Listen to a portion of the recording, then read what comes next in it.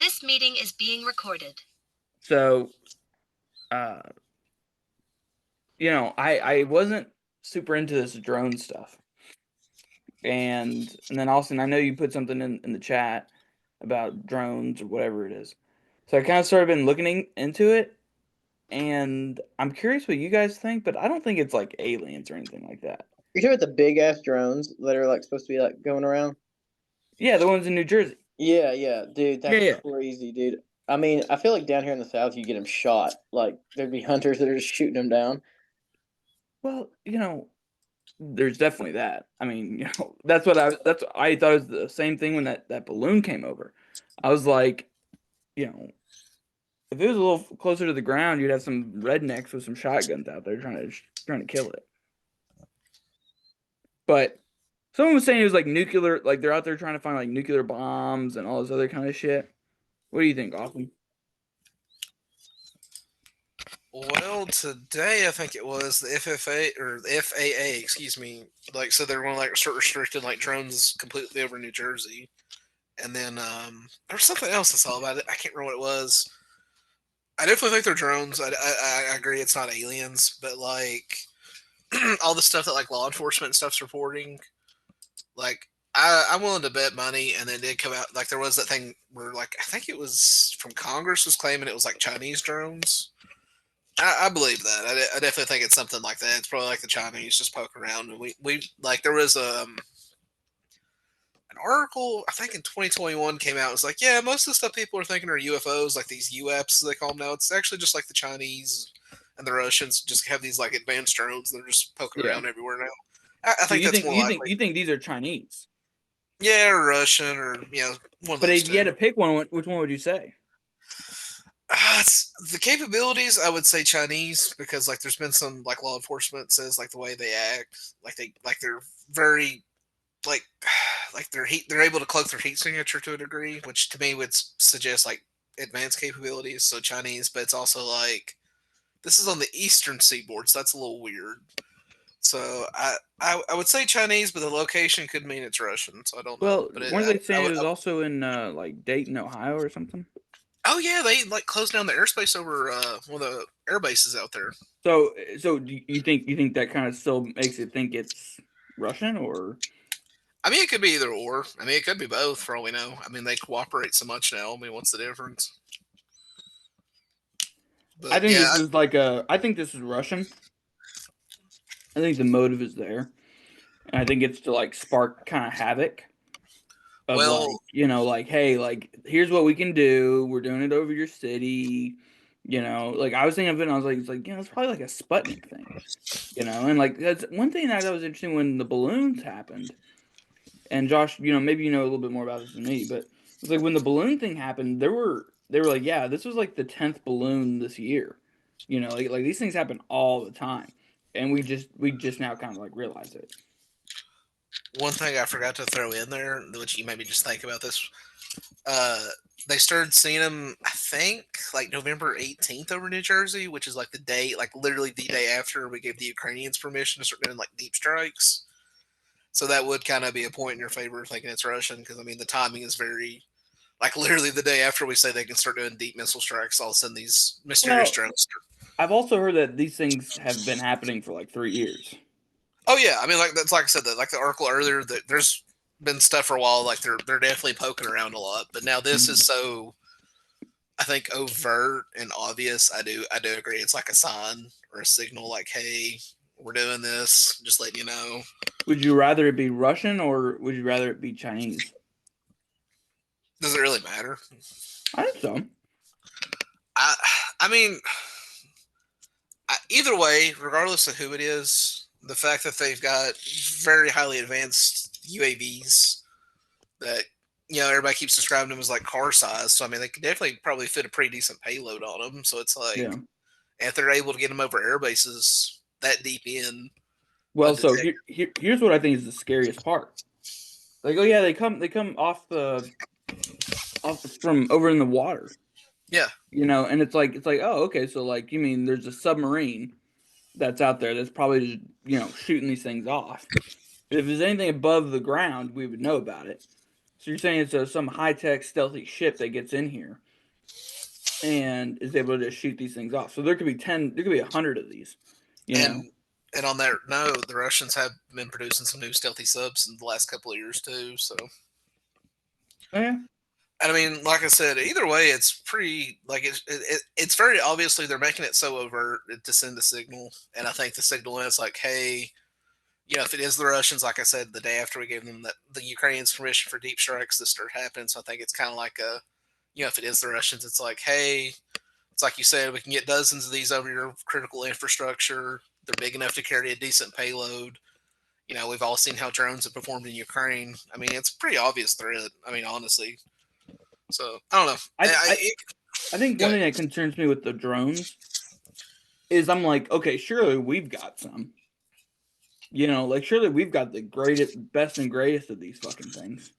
You know what I mean? And I feel like we also like really don't kind of know what drones we have because like you're saying, they're fairly new in Ukraine. I don't know if we were late to the game, but I don't know if we've really kind of got this nailed down. And so I feel like our drone technology is terrible, and I feel like China just sending this shit over us is like, hey, like Sputnik. That's literally what it is. And I'd be curious to see how people are going to respond to it. And I think it's bad that the government, if this is what it is, they're saying, oh, hey, yeah, like nothing to be alarmed. Like don't worry about this. It's nothing. It's nothing. But it's like, oh, hey, guess what? This actually is, you know, these are actually like, the enemy. People be like, yo, like we need to have some conversations here about your job, you know? Well, then too, another thing to add on to this, like like how I said, like there's been reporting for years a lot of these like mysterious, flying objects typically turn out to be like advanced gear they've got or whatever. I don't know if you guys saw this, but there was this big thing last year where like this drone thing isn't new. Like there was a big deal back in 2023 and 2022 over Langley. And then I don't know if you've seen this, but in the last few months, the UK's been having the same issue over like our air bases over there in England and stuff, where their mysterious drones just popping up and stuff. So I mean, they've been doing this for like a while, and I mean, it's clear if they're able to get in and get out like that, there's definitely some, you know, it's high tech on their end at least, but it's also just like there was one really crazy thing I remember came out. I think it was last year. It was either last year or it was the first year, like the Ukraine war. Like Ukrainian soldiers were uploading these videos. What they were like, man, look at this UFO. We filmed it over the battlefield. Like we don't know what it is, and it was like these spherical objects. And then like I think it was late last year, early this year, there was like a DoD report coming out. It's like, yeah, the Chinese now have like these spherical looking UAVs. So it's like, are the Chinese doing it? Are they supplying the Russians with it? I mean, it's definitely an interesting. I definitely do think it needs more. Like that's one thing I've seen Congress really emphasize. Like Chuck Schumer especially has been like, we need to get more funding and stuff to the states. We need to do more about this. And I definitely do think that is the proper response to this. What do you think, Josh?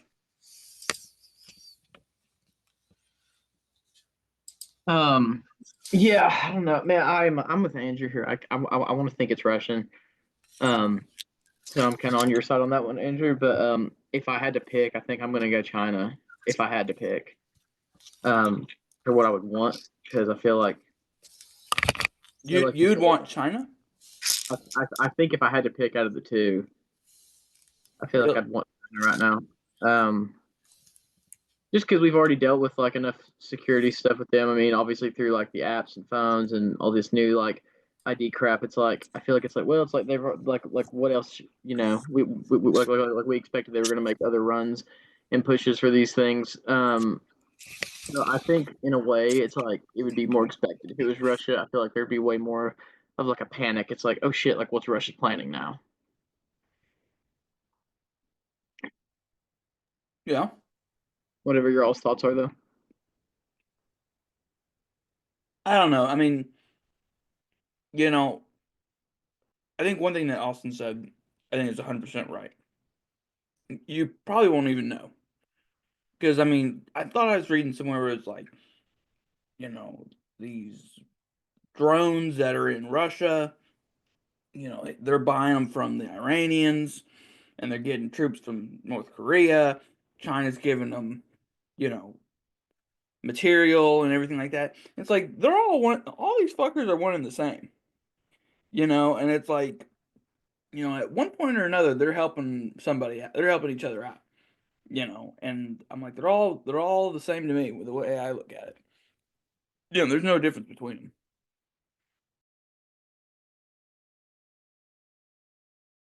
Hate to go all Bush, but axis of evil.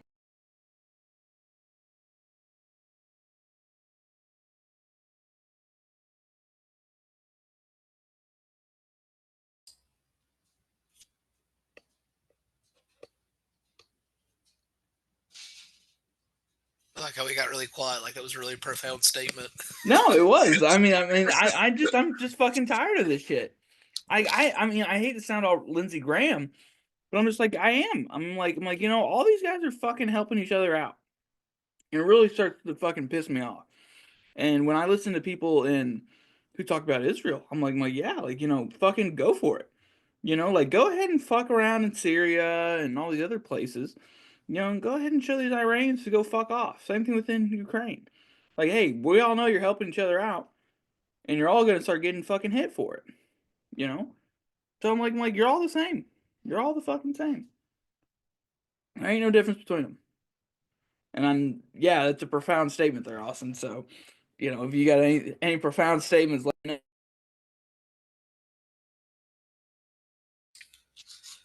I mean, on the flip side, though, it's like I said, like the timing, like if this is Russian drones and like they are kind of messing around, like the timing was literally the day after we authorized deep strikes by Ukraine with like ATACMS. So it's like, I, in terms of fair play, I recognize it as fair play. It's like, okay, if we do this, they do that. They do that, we do this. I do. So I'm not necessarily. I don't think I'm as fired up about it as you are.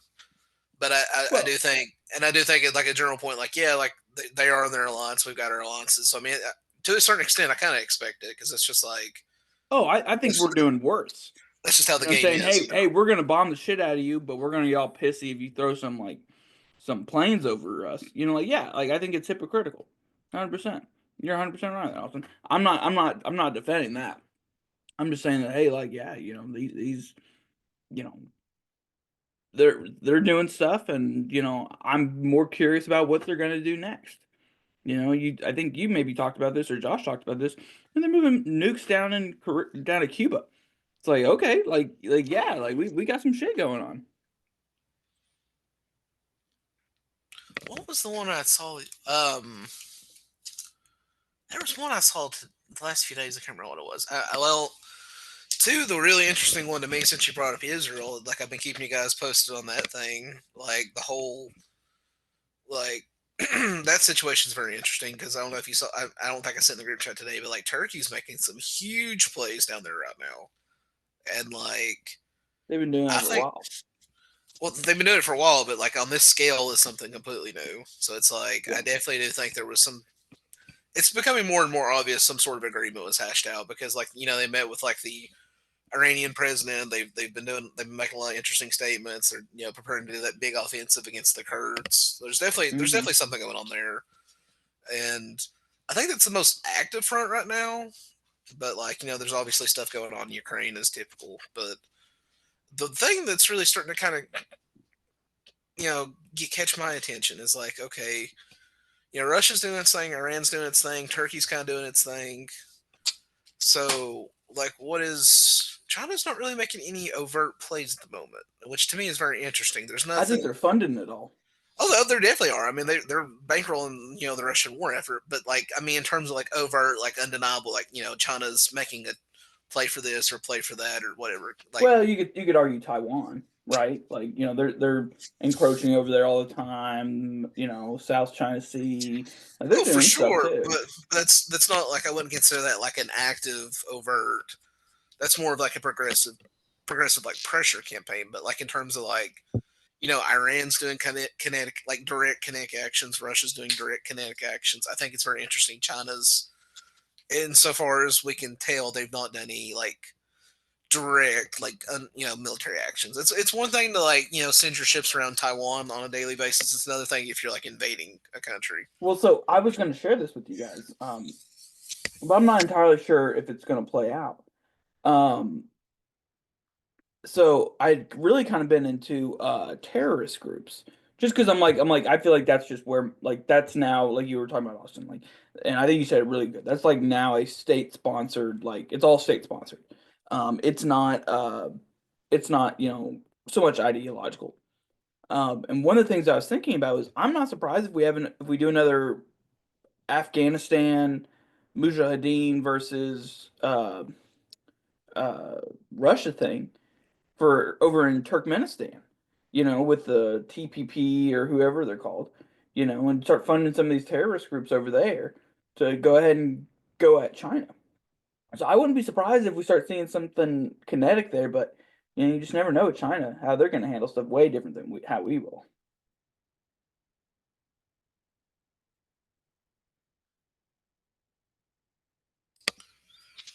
Well,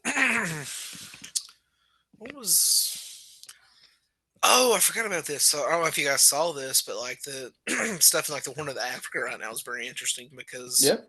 Turkey's brokering that deal between Ethiopia and Somalia, but now how that intersects with like the China point. So the Pentagon releases this yearly report. It's called the China Military Power. Uh, I think it's literally called the China Military Power Report. So they release it every year, and the new one just released either today or yesterday. And one of the things this year's report kind of finally gave details on. So the Chinese have like this pretty big base in, God, I'm going to mispronounce it. Djibouti? Oh, Djibouti. Yeah, there you go. I can never get that one right. The J just doesn't want to come off my tongue for some reason. Remember, But I'm trying to put my dick in Djibouti. That's how you gotta remember it. we're off to a good start tonight. Great start, dude. But yeah, so like Djibouti, man. I can't remember that, dude. Oh, All right, keep going. like that's gonna be our first fun thumbnail clip when we go to socials. Is just Djibouti. Joe Rogan of like autistic politicos. Oh, 100%. But yeah, like they got like a base and they got like 400 like Marines stationed there now. So I mean that's Oh, yeah. a first. That's a huge step for them. That gives Well, them in like 8 other countries, right? like in that. I mean, yeah, we got a base there too, but they've got a base. So now it's like, Well, it's like us. I thought Turkey might have had one. oh yeah, Turkey's big UK, there. France, Germany, they're all in there. I want to, yeah, France for sure. The UK and Germany, I think, kind of bankroll or not bankroll. Oh but well, like, yeah, they're involved kind of- somehow. I mean, they're sharing resources. Yeah, they like free ride off of it. I don't think they have a dedicated base, but they free ride off ours or the French or whatever. But so I mean, like, yeah, like everybody is making like huge plays in that region. What I have heard, and this is purely I don't have any like direct data to back it up, but I have heard that the rumor is that whole region it's been so unstable for so long that nobody's ever really tried to like bring bring gas or oil industry there. The rumor I'm hearing is there is an absolute like ton of natural gas in that region, and that's why everybody's making plays in that region right now because they really want to. Not only is it's strategic because it's it's where the Red Sea meets the Arabian Sea, so it's a very critical shipping juncture, but it's also like if like Turkey's making these huge plays for it. If Turkey can solidify, the Is that on the Arabian side or is that on the African side? African side. So there is like a basin that extends from like Ethiopia into Somalia and Somaliland, Mm-hmm. and there's never, to my knowledge, been a lot of like, at least officially, like a lot of development in that region. But supposedly, what I'm hearing is like there's been some studies out in that region. They think it's got a lot of natural gas. So everybody's trying to get that locked down. I mean, it's a very strategic region.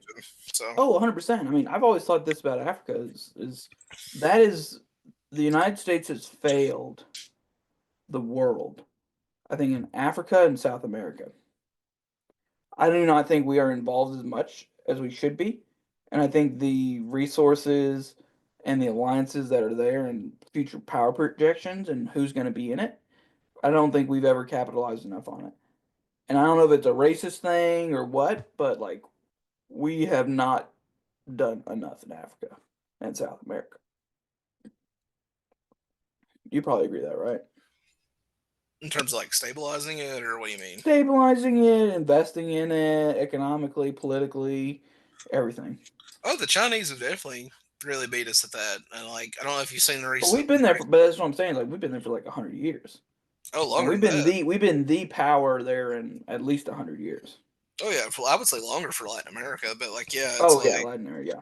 well, now the Chinese are the top trading partner of every country in that region except for like Mexico, Central America, and like Colombia, and that's it. Like they beat us in the rest of Latin America. It's like that's our backyard, man. There was actually a FT article about that this week. Like, really, they're like really freaking out because like the Chinese are starting to make really big plays in Mexico, which is something. Yeah, I think I've mentioned it to you guys before, but like that, like Mexico is the sleeping next like issue. I think in terms of like there's just so much. Like the Russians are down there big time, the Chinese are there big time. There's a lot going on that front. So that wouldn't be that to But I me. mean, It's like, that's how Mexico's always been, though, right? I mean, it's typically been. I don't want to say our backyard, and like, because that sounds kind of imperialistic, but it's definitely always been more in our like kind of sphere. I mean, obviously, there's always been plays for it. Like the Germans, I didn't know this until recently. Like, the Germans famously made a play for it in World War Yep. One. Apparently, they were even making a play for it in World War Two. That was very interesting. I learned that recently. So, like, I mean, it's nothing new for like our competitors to try to make plays in that region, but like the Chinese are definitely been the most successful so far. Like to give you one example, back in 1910, Japan tried to get a naval base in Mexico, and that created a whole like war scare with them. But now it's like the Chinese own this port, the Chinese own that port. They've got these factories in like the state right next to Texas. I mean, they've definitely they've de-emphasized the military aspects of it, but they've definitely increased the economic aspects of it. And I think that's what made them more successful because it's like, if you're a country like Mexico, you're a country like Brazil or whatever, the Chinese are like, hey, we'll build you these factories or whatever. I mean, that's a little more durable than like, Germany, like, hey, let's have a naval base like in right here or something. So I mean, I guess I would say their efforts have been more sophisticated and they've had more success because of that. And it's just like it's like you said, like we've really failed in that regard, and we've got to get on the ball about that. Do you think? Well, I know you probably think this, but um, you know, or let me ask a different question. I've always thought about this about the demographics of, they're basically like South American countries, like in Africa. Those are the countries that still have high birth rates. And I've always thought, okay, if you got countries like China, Russia, Europeans, why don't they just start bringing in more people from Mexico? Are you talking about like Latin American immigration? Yeah, I mean, it's like, I mean, and I don't want to sound, I mean, this sounds so xenophobic, but I'm like, well, why do they all got to come here? You know? Like, I'm almost just like, I think about like Russia and China, and I'm like, hey, look, if you're in there, like, helping out and doing stuff, being like, hey, we'll take those Haitians that are coming up, like, we'll add them to our group, we need them, we need the people, you know? And honestly, they'll probably do some racist shit over there, but, like, hey, like, we'll do that, Like, I'm just like, why don't we go do that? Like if you're down there being cool and everything, why don't you take some of their people too? Well, for one, like I don't think most people realize this, but like the U.S. now has a higher birth rate than most of Latin America. Like Colombia, not Colombia. Yeah, actually Colombia. Yeah, Colombia is like 1.4, 1.3. We're down 1.6, so we actually have a higher fertility rate. Chile is like, so there's been some various reporting on this year. It's either like 0.9 or 1. Like again, we're 1.6. Even Mexico now is like 1. I want to say 1.5. So even they're lower than us now. So I mean, like just about everybody they can send, they've really about hit the point. They've sent just about everything they can send, and it's also just like economically, it's like okay, the other side of the world. I mean, you either have to fly them or ship them, and it's just like that. I just think the economics kind of preclude it. And there's also just as the United States kind of has this history of like taking immigration, but now like like China is very like it's a Han, ethnically Han nation. Like they're very conscientious of that. So they're like, or like the Russians. Like there's actually, I think this is kind of interesting because it kind of says a lot about the culture or whatever. I think the Russian language actually has two different ways of saying Russian. One means like ethnically Russian, one means like Russian citizen. And like obviously it's in the name, like Russia. I mean, a lot of these countries are very like they're just, it's just not in their political culture. I guess you would say like they want to keep their ethnic group as like the majority. Yeah, go ask the Japanese. Well, yeah, I mean, like the Japanese were the same way, but now I will say that Japan in recent years has had higher immigration than normal, but they're also just Yeah. like, Well, they need it though. well, I mean, there's economic trade-offs. The way F had explained to me, and I kind of liked it. It's like you can have there's three things, and you can only have two of them, so you get to decide which two you get to have. So the three are you can have a culture that has big families. You can have a dynamic, growing economy, or you can have ethnic homogeny. You can have two of the three, but you can't have all three Hmm. in the current like system, unless you can like really fundamentally alter fertility rates, which I think that's possible. It would take a concerted effort. It would take policy and like a drive, but I do think it's possible. And I think you I know think so too. to bring up the example for like when Putin came into power in Russia, Russia's birth rate was like, or fertility rate, excuse me, was like 1.1. He got it up to 1.8 back in 2016. So I mean, still below replacement, but that's like a huge difference. So I mean, Yeah. and that was with relatively, I would say, mild efforts. But like, there was a really good thing. I think it was FT or Bloomberg put out like a graphic today. It was just really good. It was like when you look at it, it's like average family size is basically stayed the same. It's actually a little bit higher now than it has been in recent decades. It's only like 0.01 or whatever. But so it's not that like people, families, like married couples aren't having kids. It's just like there's so many people not getting married now. Like that's the big limiter on fertility Well, rates. so this was an interesting statistic that I saw. I think maybe I forget who. I swear to God, I thought I talked to you guys about this. But it's all based on class too. Like poor people aren't getting married, but like middle class people, like the rates of marriage has only gone down like 4 or 5%.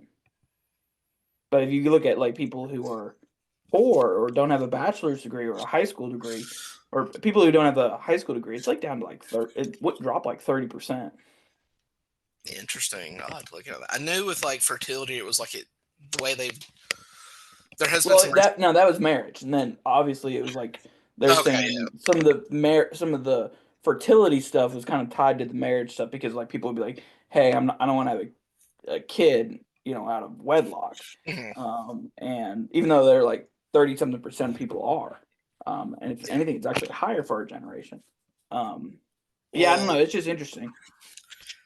traditionally, it's out of wedlock births have always been mainly like it's mainly affected like minorities, but now like even white births are like 40% out of wedlock. So I mean, like it's now kind of like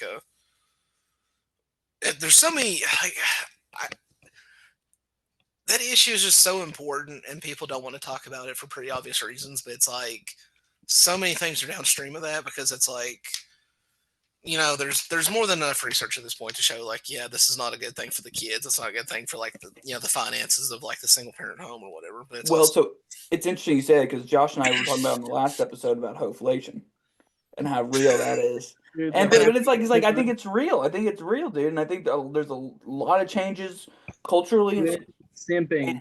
and because of that, like yeah, like I know like very attractive women who come from middle to upper middle class backgrounds who are getting pregnant and they are just like and they're just having kids and they may not even tell you who the baby daddy is.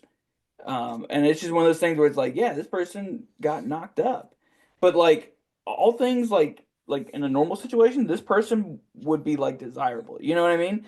But it's like for some reason now women are going to like, oh yeah, I just want to get knocked up and have a kid. and not get married. And it's like, okay, like that doesn't make sense to me. Because it's not advantageous, like you're saying.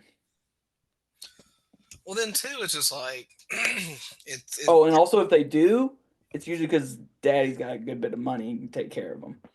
So I've seen that a few times. Dude, yeah, did you see the job or the money, man? We tossed the plan B in the trash real quick. Oh yeah. And she's willing to do it too. Oh no, she'd just be throwing it away, you know. So whatever. But yeah, I mean it fucks with that shit, but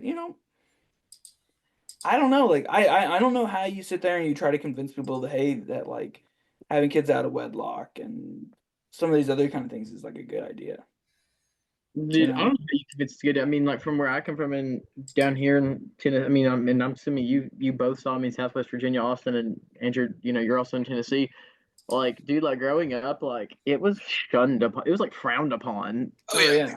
Dude, like, I mean, I'm not saying it's like not completely not frowned upon now, but it's definitely it's not as what I remember it being. Dude, the people that I knew who were pregnant in high school, like seniors, juniors, whatever it is, not a good thing to be carrying around. Yeah, when you're pregnant in high school, it's like yikes, like Bro, dude, sweetheart, come on. we had two girls that got pregnant at my high school when I was in school, and both of them they got whatever. What is it like where you can graduate quicker? Like they graduated like in the December semester. Oh, really? Yeah, both of them were seniors, and literally they rushed them through, so they didn't Yeah, you don't want to be walking across the aisle with the baby. holding the baby in the. Yeah. What do you think? What do you think? Oz? So so I'm curious. What are the how do you fix getting married, or people wanting to get married? I mean, point blank, the biggest thing you gotta like do, like, I mean, there's obviously policies you can pass. Thanks. There's obviously policies you can like do to that end. Yeah, But tell us about marriage with your wife in the background. Tell us how do you get the girls? How do you get them married? Yo, I need this advice. I'm taking notes. Y'all Yeah, both. Josh needs some advice, dude. Hey, y'all can give me the advice. We'll what are you start trying to selling. get? We'll start selling DVDs. What are you trying to get Deep advice from me? You got married recently too, simping. buddy. But Yeah, but you've been married longer than me. Yeah, just chill. How do you do it? How do you do it? How do you get married? Well, No, she kind well, of. I mean, how do you incentivize that? Oh, as far as like incentivizing, I mean, I do think like there is policies you can do, like, but like I think the biggest thing is just like you have to like really push a culture of it because like But how do you do that as like a government? Because usually government can't do much about culture. I disagree with that, and the reason why is because I feel like a lot of stuff that you think is just culture, a lot of it is very top down without you even realizing it. Like to give one example that I think of, like most people interact with on a daily basis and never realize, like fashion isn't so much like it just spontaneously happens. If you look into it, a lot of times, and I know Josh is a marketing exec, so he might know about this. A lot of times, like fashion, it's you'll like fashion magazines or whatever. They'll push certain things. They'll there is a thing called an industry plan, like fashion and music, and like a lot of times the reason they're pushing certain stuff is because like okay this fabric or this thing is cheaper this time of year, so let's push that because that'll be cheaper for us. If it's popular, we can sell it at a higher rate. So I mean, there is ways you can move public opinion from a top-down approach, and I mean, But from a government, that sounds like a business standpoint. really, what's is there a difference? I mean, and two, I mean, I you've got. think so. I mean, probably from a perspective. I mean, one's trying to make money, and the other one's trying to exercise, statecraft. But it's also like from an organizational standpoint, is there really that many differences? And like another really good example I can think of, like now this is a more extreme version of it, but like I don't know if you guys remember this from like the 2016 campaign, but Cambridge Analytica, does that name ring a bell? Mm-hmm.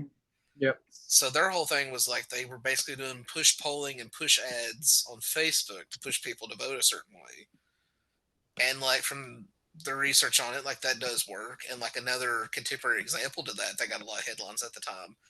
So NATO decided just like, hey, what if we make a bunch of like fake accounts and let's see what we could do I mean, it's kind of screwed up in a way because like they were wanting to experiment on their own soldiers. So what they did was like, hey, we've got this big NATO exercise coming up soon. Let's make these fake accounts and see what we can do, just to see if it's possible. And like there was like a big report came out that like they were even able to like convince like soldiers to like disobey direct orders and stuff. Mm. So I mean, like it is very possible to like run a campaign to do that, and I do think like I mean there's definitely cases in American history which I'm not sure I want to get into that, but like you can look into it. And it's like there is a clear like the top down policy approach. Like we like to think of like I mean this one I'll just be honest about. Like if you go back and look at what polling on the civil rights back in the '60s was, Martin Luther King, by the time he died, was extremely not liked. If you go off the polling, like even in the northern states, I think he had like a net negative like 40. I think it was. Well, they also started kind of getting a little socialist. Well, that too, but it's also just like yeah, we don't want to talk about that part, do we? Yeah, well, I mean, yeah. I'm trying to choose my words carefully, but I like, know, I'm just saying. but like even like the 1965 Immigration Act, like you look into that, like the way it was sold was in such a way it wouldn't be what it ended up turning out. And it's like nowadays nobody really questions it, but it's like a lot of that was just like top down approach. And you look into why they did it, it's like just like civil rights is a really good example of this. Like in like Washington, there was a realization. It's like, hey, we really can't compete with the Soviets in like Africa if you know, we're practicing segregation here at home. So that was like a big motivator to like get something done. Oh yeah. And it's like I say, you look into like the polling and stuff. It wasn't really all that popular for long before. I mean, like even the freedom rides. You look in the polling on that, like most people are like, yeah, I don't really like that. Yeah. What do you think, Josh? What do you think are some like ways to like incentivize people getting married and families and things like that the government can do? Dude, I've thought about here and there. I don't really know if you can almost. I mean, I'm kind of on the line of, are we too far away from it? Because I mean, what policies can you pass really? It's like, force people to do stuff. I don't see the. I mean, Well, I don't. and I think Wish I had a people like better answer. I'm just like, I just don't see what you can do. I know, and I feel like honestly Ben Shapiro's has got a point on this. Um, and him and like all those Daily Wire guys, they talk about it a lot. It's like you're kind of devaluing. Like what you can do is you can say, okay, well, let's make it easier for people to get married, so that they're married. Like all these people who are living in who are like cohabitating and whatnot. And like for me, I'm just kind of like, okay, like I kind of see why someone would be like, hey, yeah, like we don't want to make it easier for people to get married or whatever it is, because now you're just gonna have all these people come in and it kind of devalues marriage and blah blah blah blah blah. And like I kind of get that. Um, because it's like, there's not really much you can do. You can do the whole cultural stuff, for sure. But it's like as far as the government approach, it's like if you do, you're just gonna devalue it to where honestly it probably doesn't mean anything. And I still feel like marriage should mean something. It you don't want people should. just getting in and getting out, and I know prenups is like another thing, like that's becoming way bigger of a thing nowadays. than Dude, before. yeah, they are. Um, Dude, even people with no money are like, maybe we should get a prenup. And I'm like, I like Abby and I talked about that, and I'm like, you don't have any money. I'm like, you're like $500,000 in the hole for med school, and I'm like, I don't have any money either, and I'm like, what's the point of us getting a prenup? Like we don't have anything to take from one another. But everyone's like, oh yeah, we gotta get a prenup, and I'm like, what the fuck are you guys talking about? there's definitely the. I mean, I'm on the pro prenup side, but Yeah, dude, every dude is. I respect the old school. I respect the old school ways there too. Um, So did you get one? I would get one. What? So you would bring it up? I Like, mean, hey, like, I think we should get a yeah, like thing I for would like I would bring it. I mean, I'd be respectful about it. Like I'm not like just because I'm for it. We might have a discussion. Like if, like my future wife, this non-existent thing right now.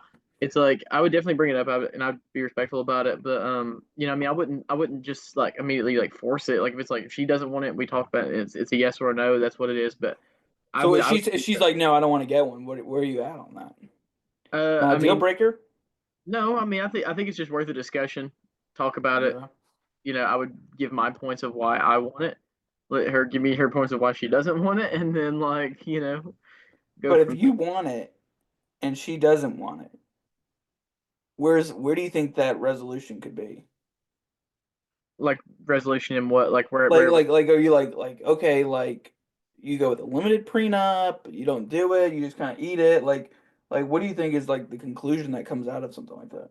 I mean, the conclusion, like you said, I mean, obviously, like I would try to work my way from prenup to limited to, if I ever got down to the no, like, then I would like if I was gonna agree to like it being no prenup, just living life raw dogging it, I'm probably gonna be like, this person's the one if I'm doing that. Like if it's like if there's Yeah. any doubt in my mind, I'm probably So gonna you'll eat it. You'll eat it. I'll eat it if it's the right person, man. But if it's Yeah. like if I'm not convinced it's the one, I'm probably gonna that's probably deal breaking. What about you, Austin? I don't think you had to deal with this stuff. No, we didn't. We didn't get one. Like I did bring it up, and like she agreed, but it was just My like, man. but it was just Oh, I like, brought it up too. She didn't agree. That's funny. Oh, that's funny. But you brought it up with her though. yeah. I mean, ultimately we didn't do it because it's just like I don't know. She made a really good point. Like, so what we ended up doing, I had an apartment, she has a house, so I moved in with her. So it's just like, what do I have to lose? I mean, it's like she's the big baller. Oh yeah. So it's just like, all right, whatever. There's just certain stuff I don't want to lose, and I'm okay with that. But like it's like One of my friends who lives in Johnson City, he was kind of the same way, where he was like, he had his apartment and she had a house, and she was like, hey, you should like come live here. And he was like, wait, I don't have to pay for a place anymore. And he's like, oh, this is awesome. Like that's $1,600 a month I can get back. And so he's like, oh, cool, let's do this, because she was already paying for it regardless. And so yeah, no, he just ended up moving in with her. that's that's awesome. Love the scenarios. Like I said, it's just there's certain things that like I've got that I just wouldn't want to like lose. Because I mean, like, I'm not saying like I'm not getting in a marriage if I don't think it's gonna last. But I'm just saying if like my things with prenups is I've got stuff that like that's like me, and I'm like these are my assets. I don't want to lose it. And then I'm like, Give me okay, an example, Josh. Give me an example. well, give me a second. On the flip side of that, um, on the flip side of having the assets that you don't want to lose, on the flip side of it, I'm also like, just in case something bad happens and we're like, this is not working, it's easy, it's clean, it's like Yeah. everything's laid out. I don't got to go through the whole you know mediation crap that people go through and spend bukus of time on. Like just easy. Yeah. But so, like, what assets you got that you just can't give up? I mean, I've got some property that I Let's don't want to fleshlight. Give us like detailed location and valuation of these assets. While you're at it, can you give me your social security number too? That's what I was about to say. Not gonna give out my evaluation stuff. But I mean, I've got some property stuff that I don't want to toss out yet. Like because Yeah.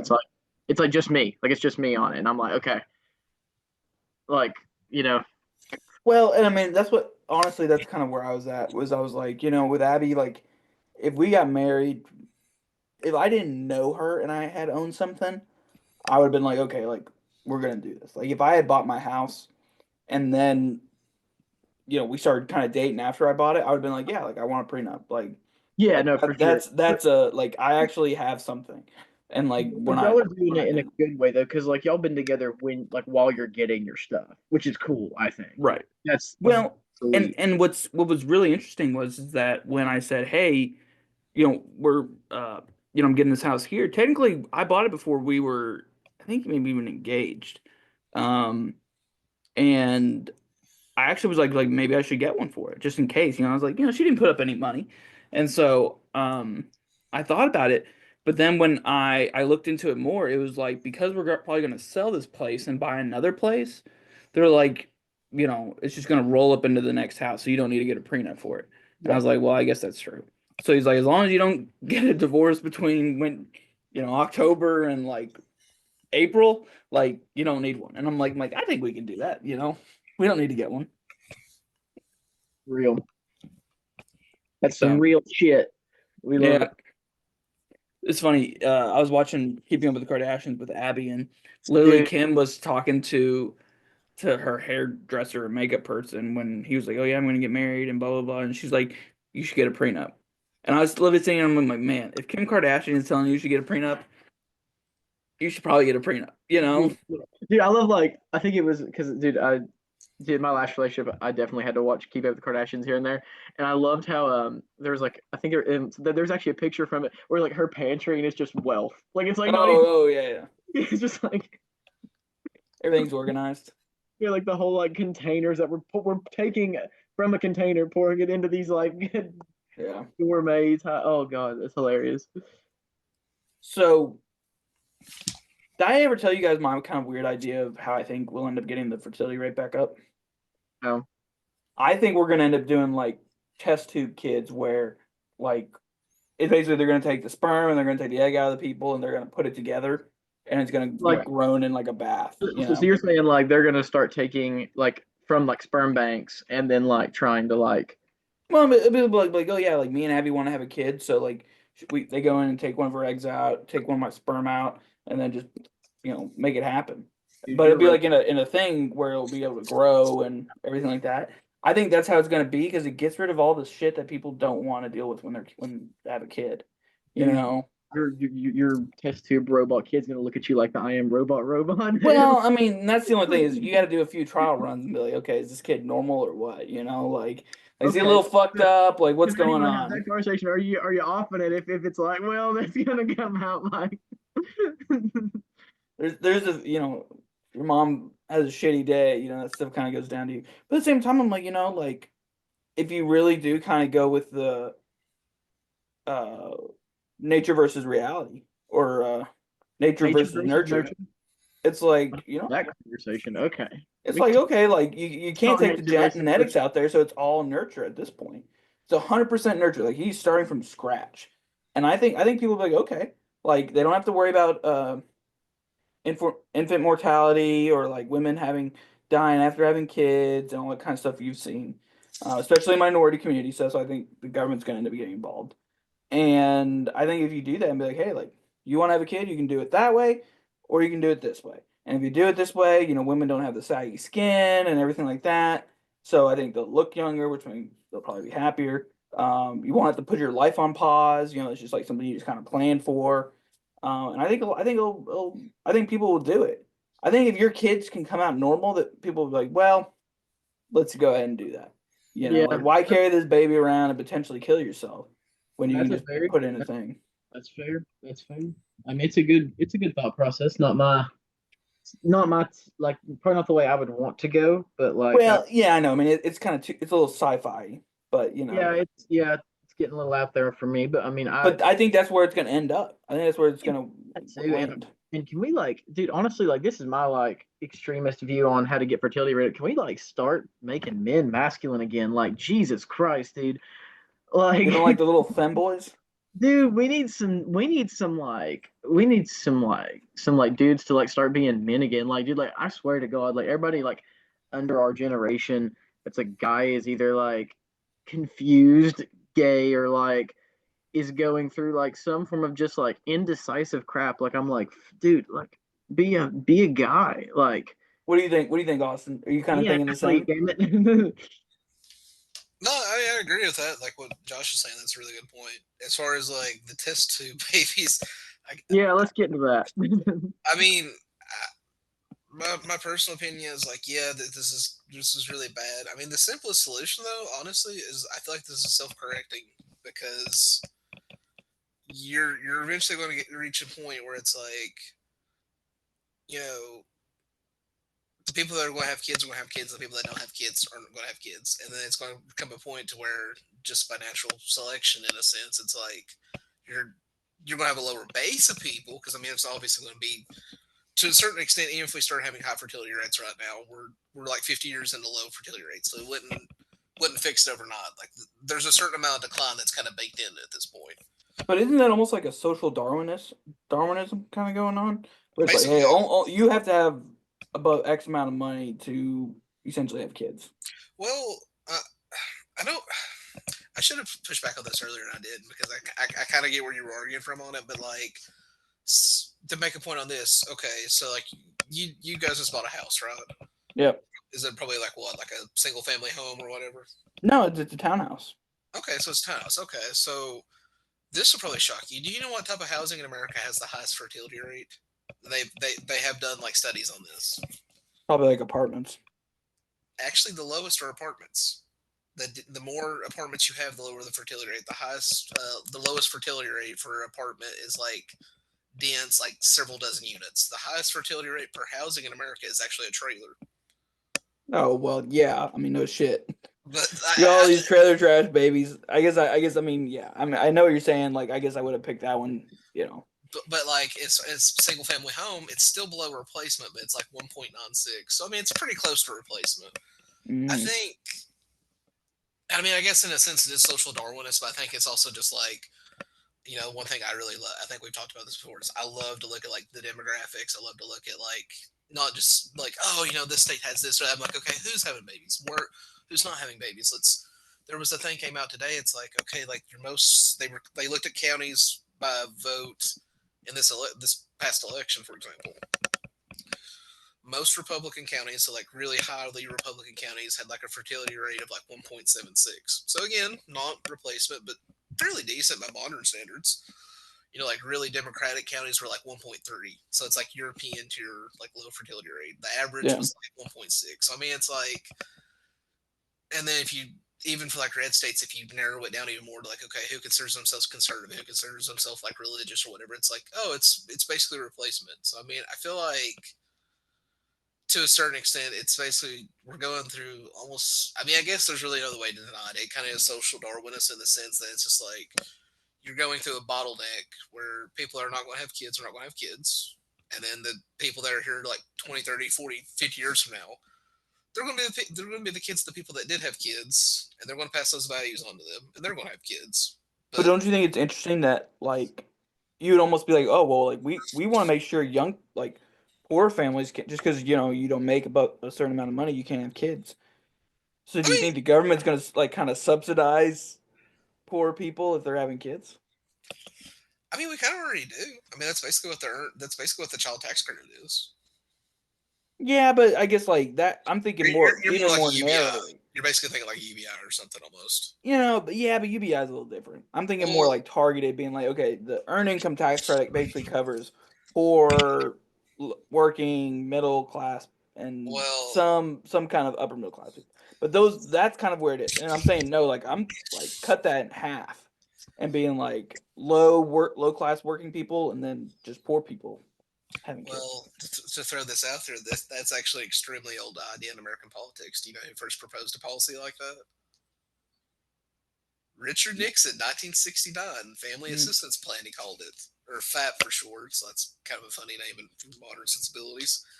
But yeah, he proposed a policy. It was more or less, it was basically a negative income tax, sort of like a UBI in a sense, where it was like, okay, if you're a married family with kids, and you make below a certain amount, they give you this, basically a stipend. It was meant to support existing families, but it was also like if you got married and had kids, you would then qualify for it. So there was kind of like an incentive. It didn't get through Congress. He did try for it. And then I think George McGovern in 1972 even tried something sort of like that. I think his was more universal though than just like like married couples or whatever. So I mean, there definitely is kind of like a policy precedent for that in America. I mean, as far as whether they'll go for that, I definitely think we're like I said earlier, like most of the places we get immigration from are now reaching the point they're not going to be able to send many more immigrants, and it's like our fertility rate's still low. So I mean, we kind of are reaching the point like Europe's had to do demographic policies, Russia's done demographic policies, China's doing demographic policies, South Korea's doing pretty much everywhere else in the first world has been doing policies trying to boost birth rates. So now we've kind of reached the point where we're like we're probably going to have to try something. Now, whether we will or won't, hard to say. I think at a certain point, but like like I said earlier, like you can pick from like three things. Like you can either have small family size, a dynamic economy, or high immigration. and it's like you got to pick or ethnic homogeny. So it's like, you know, Japan kind of went with the decision like they'd rather have ethnic homogeny and keep their small family sizes. So that means they've got a less dynamic economy.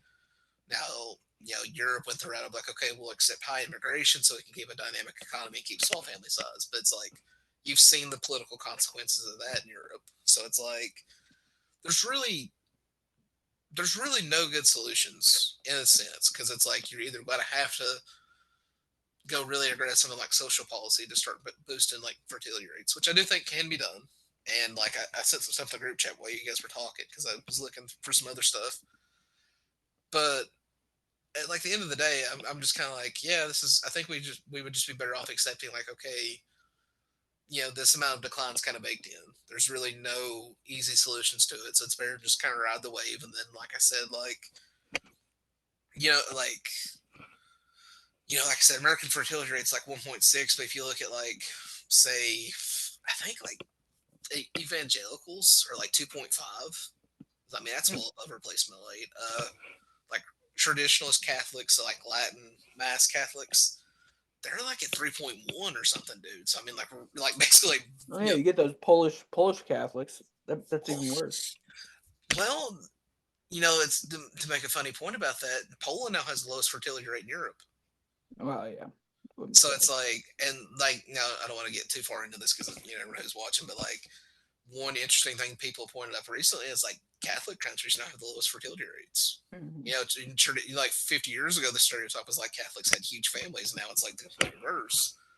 So I mean, like it's, and two, like this the point they've been making about like a lot of like especially India and like Malaysia and stuff here recently. They're all now well below replacement. So it's like they got old before they got rich. So I mean, like here in like the first world, like we got enough money where we can like maybe we could try this policy or we can do this policy. It's like if you're like India or you're like Kenya or whatever, you don't have the money to try those policies. So I mean, like this is a global issue. It's like we're focused on like an American context, but like I do think that is something that people have to keep in mind. Like there's now several African countries that are below replacement, like South Africa, and I want to say like Botswana now is like below replacement. So I mean, like it's starting to happen even in Africa. Yeah. So, but I mean, everything you're talking about is like I guess that's like an external factor. But like, what do you think about internal? Like Josh, like how do we get these thoughts to settle down and marry men and have kids? Like I was thinking about this the other day, and it's like people who are divorced families probably will have people who don't get married as much, right? And so it's almost kind of like, so like, okay, like maybe we should fix this whole marriage thing. Like that's when you start getting into no fault divorce, and which I know that's a whole Project 2025 thing. But like, where do you kind of come down on this, Josh? Like on how you get more people to do it, or like, Well, how do you okay, so you gotta get more people married and then have kids. And then you gotta have people who are married stay married so that they can hopefully keep having kids. So how do you do that latter part?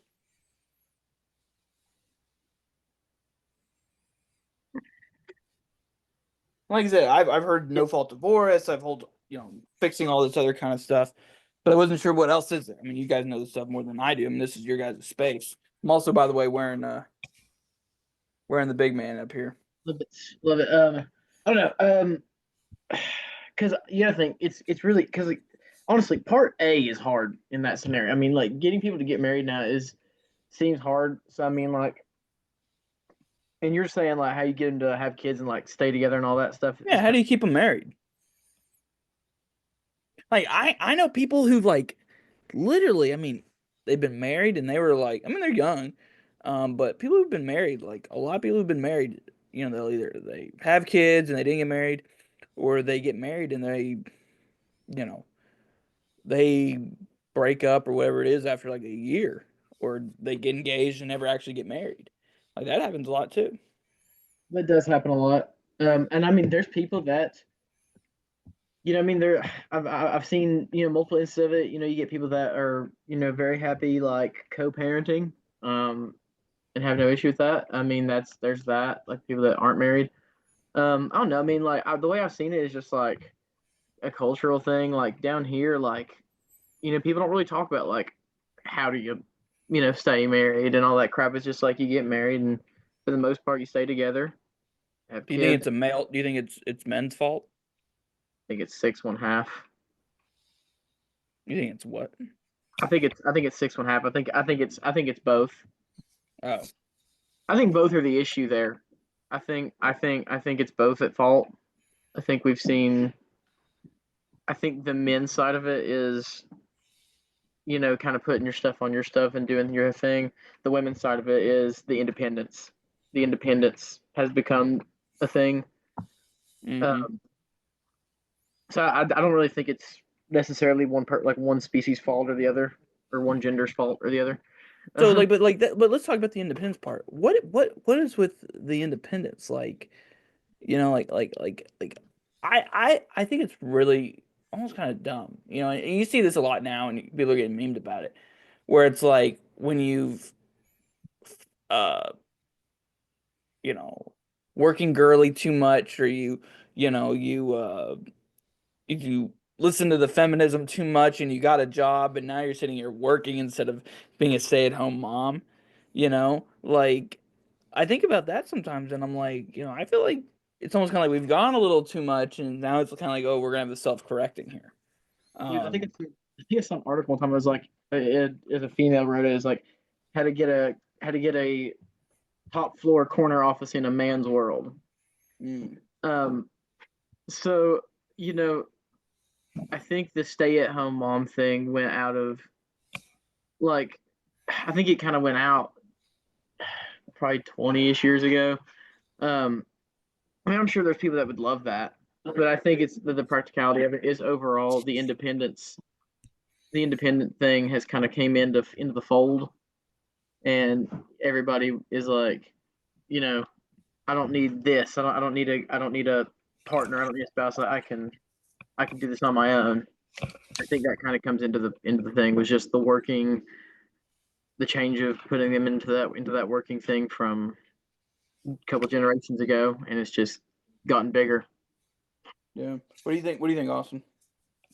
in terms of like what's Like causing I it, guess just or like like the reasons why women aren't getting married, like Josh mentioned the independence and some of these other kind of things. Like, what do you like? Is that something you've thought about?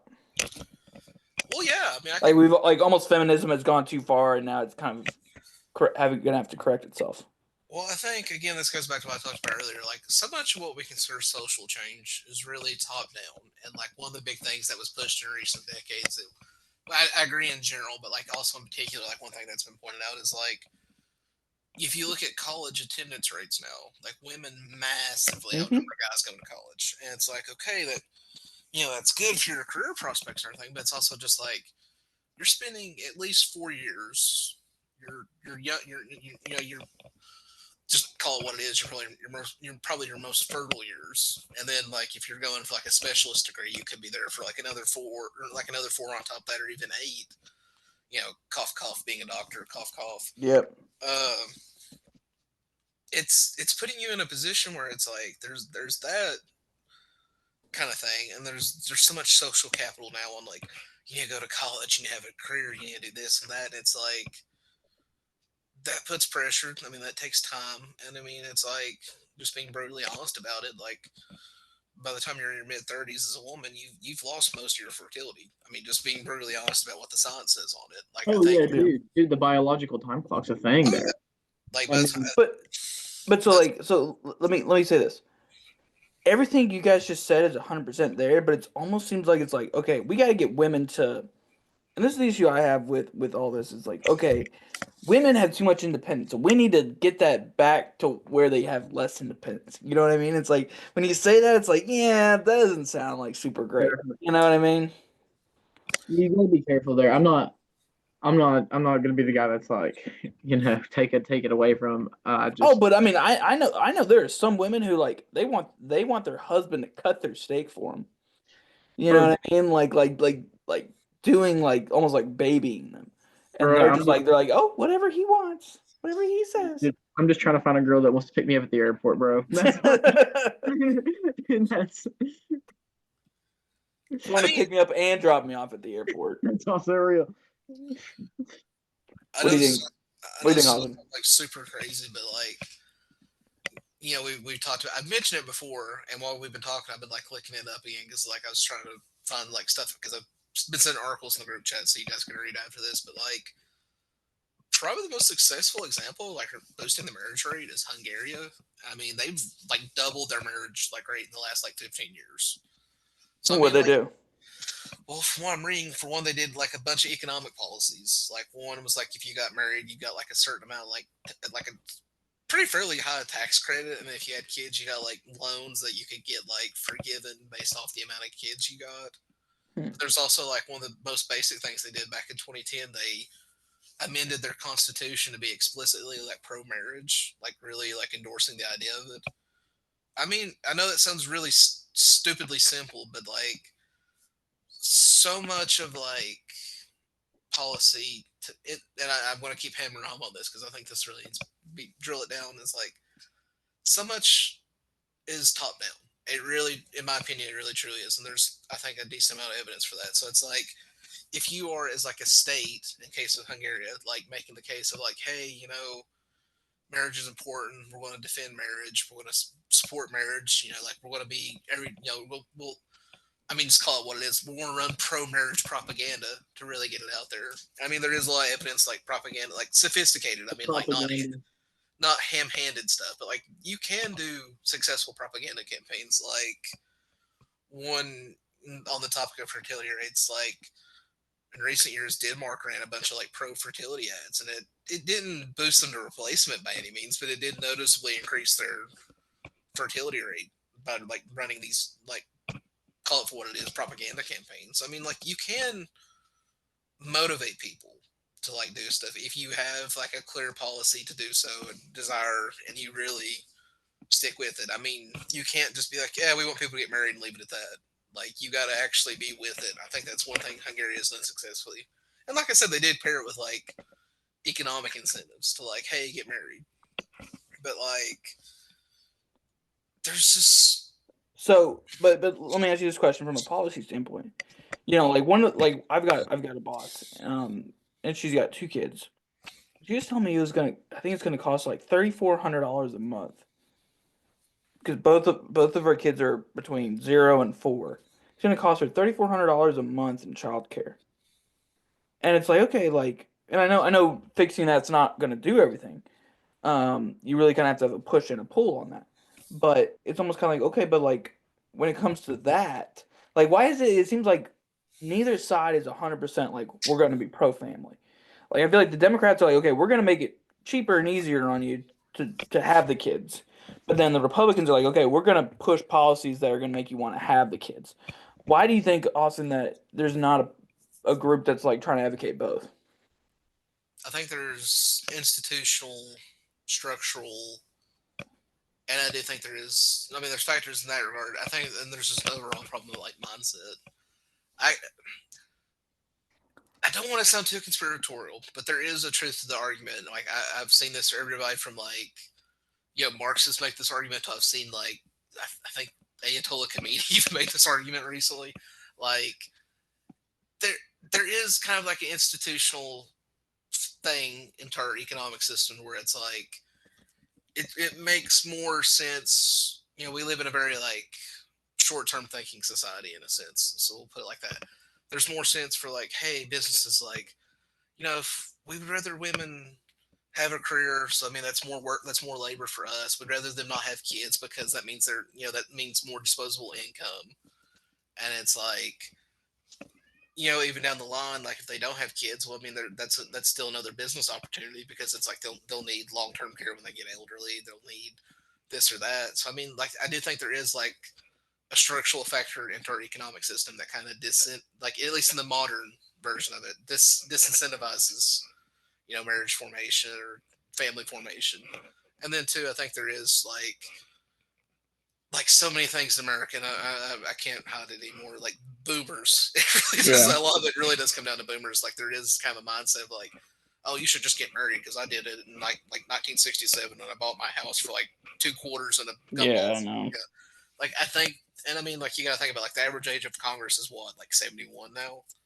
Like Something like that. I think I've said it before in a previous like show we did, but like Napoleon once said, "In a revolution, never trust anybody under the age of 40," and I think that's or never trust anybody over the age of 40, and I think that's more apt than ever because he made the points like they just don't understand the situation, and I think that's like these boomers. They're They're out of touch. they're out of touch. I mean, if you're in Congress, that already kind of self selects for like a degree of you've always been kind of well off or whatever. Mm-hmm. It's like they're just not really connected into like what the modern day struggles are. Now, as far as like the childcare thing you brought up, I do think this is. I've got a really good friend. He actually just got out of the military. He was like a really long term military guy, and now he's doing something else. And he was like, we honestly sit down and did the math with my wife because I think he's got like 4 kids or something. He was like, yeah, I mean, on its face, it makes sense for both of you to work. But he's like, when we kind of did the math on it, we are like, just by saving on childcare, it made more sense for her to be a stay-at-home mom Oh anyway. yeah, I've heard that. I've heard that too. And I mean, that just goes back to what I said earlier. It's like there is that incentive by like our economic system is like, back in the 60s and 70s when women really started entering the workforce in mass, it's like, like women now make, I think it's like 25% more than they did in like 1970. But by the same token, men make about like, I think men make like 10% less or something. So it's like, yeah, like entering the workforce, it did materially improve the position of women, but it's also like, you know, wages are pretty much stagnant now. So it's kind of like you've increased the labor supply by so much that creates, downward pressure on wages. Cause I mean, all, basic supply and demand. So, I mean, there is kind of, I think that's one of the bigger structural factors is there's just this economic incentive to not, you know, it makes more sense to have women, like I said, like it's more sense to have them in the labor force. Makes more sense for them to have more disposable income.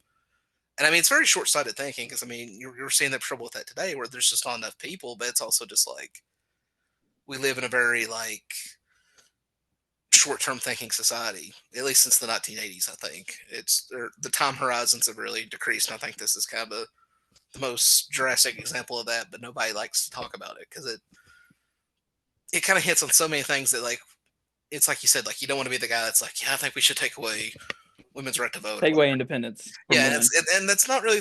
I don't think that's necessarily the solution either. But it's like we've what's the term I want to use for it? Like it's almost like our sacred cows in a way.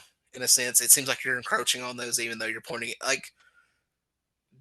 It's like I said, like this is obviously an issue. This has obvious problems. There is solutions to it, but it's like it's just uncomfortable to talk about. So I think that's kind of like another, like structural factor kind of against it. Because I mean, the way the culture is kind of at the moment, I mean, it's going to take a lot of like political capital. It's going to take somebody with like a clear vision to be like, hey, we're going to fix this starting now. And Yeah. I think that kind of hits on like another thing because it's like I said, like if you're a 71-year-old boomer, you don't really care about getting reelected. You're that retirement. If you lose, oh well, you go to Florida. I mean, if you win, all right, another 2 years in Washington or another 6 years in Washington. Who cares? Yeah. So I want to say this before that way I don't forget, and that way you guys can hold me accountable. I want to talk about how I heard this thing about Ozempic and people losing weight and it boosting the fertility rate, and then the second one was I wanted to talk about this kind of idea I've been having about with labor, but I want to see what Josh. What do you have to say, or do you have anything to say about what Austin was just saying? No, I mean, I kind of agree with him. I don't really have anything that's like different to add to Oh, it. okay. Well, then I'll throw it out here. I think also one thing is like, hey, people aren't having kids because people have gotten much more overweight. I mean, I think that's a huge part to it. Like, hey, it's easier to find a wife when a lot of them are attractive. And I feel like nowadays that's definitely obviously changed. And I feel like men's taste in women have or appearances in women haven't changed, but the society has moved from that. Well, to quickly throw this in there, this is an idea I've seen floated around as far as a policy thing, which, Josh, you might want to take this one up. So currently, Medicaid will not cover Ozempic at all, is my understanding. Not even for like diabetes cases. Like Dude, right now, you can only get. Go ahead. I'm a type 1 diabetic, dude. So like I already kind of like sit on like, dude, I'm cool if like it's needed. Dude, Ozempic, like, dude, this weight loss stuff is it bothers me on that stuff. I mean, I agree. Like it does feel kind of weird that it's like instead of No. like working out, you take a injection or you take a pill. Like I do kind of I get that argument, but I'm also just like It's like, dude, like I hate it. Like I hate having to like take a shot like every day, like that I have to take. And it's like, dude, no, like go work out. Do it the right way. like I said, I get it. I mean, I 100% get it, but I'm also just like, Who's gonna pay for it? well, I There mean, we go. well think about it like this. Think about like, Who's gonna pay for these fat? Let's just here. I'll just be rude and Say it again. misogynistic. Say it again. Who's gonna pay for these fat bitches to lose weight? Who's gonna do it? to be brutally honest, us either way, because if they're already on Medicaid, if you're over, I mean, let's call a spade, because I mean, I'm a fat fuck too. I don't care. Oh, Like, we're here, if, we're all here with you, buddy. but like, if you're overweight, like that puts you in a position for so many like health complications later down the line. Like, I mean, that's one of the highest like risk factors nowadays. Like, more people die of like heart disease related to obesity than they do pretty much. I think that's the highest death cause in America still to right now, if I'm not mistaken. Oh, But it's that. I like, mean, but it's we call it something in healthcare. It's basically like heart disease, diabetes, and two or three other things. They're all tied up with obesity. So it's like, hey, if you bring obesity down, all these other kind of things kind of come down. and that's kind So of the like, point. I know that's why you're kind of saying is like, hey, if you get them on Medicaid and they lose weight, man, it's saving yourself money. I mean, I'd rather pay like what is it now for Ozempic, like 150 a month or something. Well, I would rather. that's what I'm saying. That's why I also said if who pays for it, because if you kind of go the whole Inflation Reduction Act, you could throw those on. You could throw those on there for just like you did with Medicare. Well, I mean, like one big thing. I don't know if they ever passed this. So if they pass this, and you two know about it, correct me. But like one thing I've seen suggested for like a long time, to, like control costs, is like for one, Medicare, Medicaid, you need to have the permission to like negotiate drug prices. I know they Hmm. haven't passed that, but the other one I heard was like one reason a lot of these hospitals and stuff get away with it. They're not required to put pricing up front, so it's not like we charge Oh X yeah. amount for this. So then, like when your insurance company comes, they can be like, "Oh, we'll charge you this amount," and that's not like a consistent. Like Oh yeah. if you force them to set consistent price limits, that would kind of say that would really reduce cost. But now going back to Ozempic, before we kind of lose sight of that, like I would rather pay like 1,000 per person a year for that than like when they turn like 55 and they're like just their health is so out of whack and we're having to pay for that anyway. Because I mean, like, say you're 58, you're in Medicaid, and you're heart disease, so you're having heart attacks all the time. Like that's expensive. I mean, obviously there's the I don't want to lose sight of the human element, but just being brutally honest about like the financial costs, it's so much cheaper to just pay 1,000 a year to get them on Ozempic than it is to like pay tens of thousands later on. Like one really crazy statistic I saw recently, and I know this is not necessarily obesity related, but it was kind of interesting. So like the federal government subsidizes dialysis for like kidney failure patients. Do you know how Probably. much? Do you know how much that is in terms of the budget? I don't know, but I know it's a huge moneymaker. So I mean, I know this. Some people are going to hear this and not think it sounds big, but until you like realize in the context of the federal budget, 1% of all federal spending, like 1% of GDP. So to put that in perspective, we spend like 3% on defense, and everybody talks about like our defense budget. So we're spending like a third of our defense budget on dialysis alone, Yeah, which I'm is surprised. insane. So I mean, I don't know. I try to think like long term on stuff like this, and as far as like what you're talking about, like that is like a known thing now. They're calling it Ozempic babies, and it's Yep. like I don't think it's necessarily just like you look better. I think it's also just like you're healthier. I mean, if Well, you I mean, yeah, I mean, there's that too, but I'm just thinking more of like, hey, like, you know, uh, the people who probably aren't having sex are probably the people who aren't the most attractive. I mean, somebody's got to be like, yeah, I'll hit it. Like, I mean, trust me, you get enough drunk guys at a bar. I mean, they'll do anything. But I think I we're. think at some point, they're like, yeah, we got to draw a line. I mean, I think we're all former frat guys here, so I think we all know how Yeah. that goes. But by the way, PDT represent PDT, what is that? Phi. God, I can't remember, dude. Phi Theta. It's Phi Theta Delta. It's been so long. Yeah. Oh, Well, I mean, that's really sad. I can't remember that. yeah, a little sad. But no, but I mean, I saw it there too. I mean, you go and open up these magazines from the '80s, and you're like, whoa, what happened to these girls? They've all put on like 40 pounds. I mean, just being honest as guys, we've not done any better. And I'm not saying that to like No, say it. no, I'm taking accountability for being a fatty. but I don't know. Like, I feel like there's more fit guys than there are, maybe fit women. Or people who are like into health and that kind of stuff. I do think there is some statistics to back that up. I can't remember them off the top of my head, but like I do know, like the gym bro thing is kind of new, and that's definitely yeah. like so. So here's my theory about workers. I didn't want to go all Marxist, but I was like, I was thinking about it, and I was like, everything in this world is a struggle between labor and business. And I was like, oh shit, now I'm a Marxist. But I was like, but literally though, it's like, I mean, think about immigration. Because labor is so expensive, it makes sense to have immigrants come in here and take our jobs, work, H-1B1 visas with the tech, everything like that, because businesses are incentivized to lower costs. So they're incentivized to get someone to do it for cheaper than you.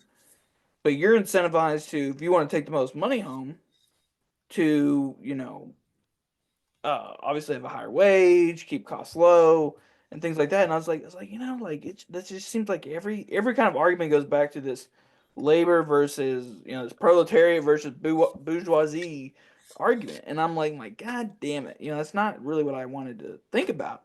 But I feel like it's there. It's like, oh, like why are they building factories in China, which has led to their rise? It's like, well, because China's got really cheap labor compared to the United States. So if you're a business, you're going to go somewhere where it's cheaper because you can make more money.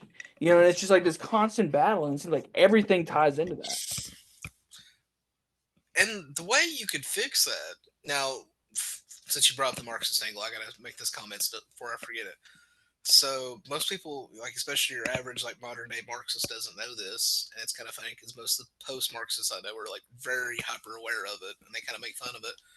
Marx was like famously like, especially back in like the 1860s and stuff, he was railing against like Irish immigrants to the UK Oh because he yeah, was like, they're coming in and they're taking they're all jobs. racist.